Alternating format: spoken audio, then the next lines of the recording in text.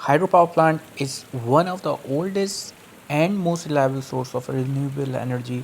But how is the hydropower plant actually built?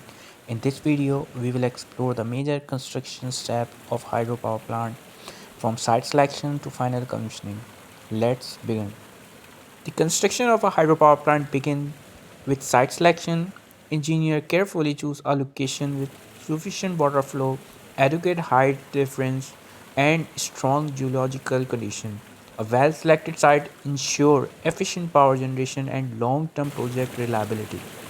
Detailed geological and hydrological survey are carried out to analyze rock strength, soil condition, and river behavior. These investigations ensure safe design and stable construction. Using survey data, engineers design the dam, tunnel, powerhouse, and spillways. Proper planning help optimize energy production while maintaining structural safety and efficiency. Dam construction began to store and regulate river water.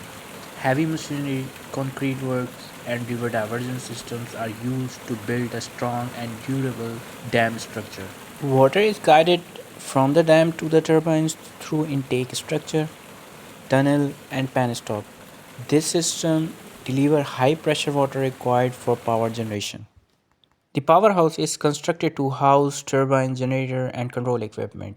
In many projects, the powerhouse is built underground for improved safety and stability. Hydraulic turbines convert water energy into mechanical energy. Generators then convert this mechanical energy into electrical energy, producing clean and renewable power. The generated electricity is tapped up using transformers and transmitted to the power grid through high voltage transmission line.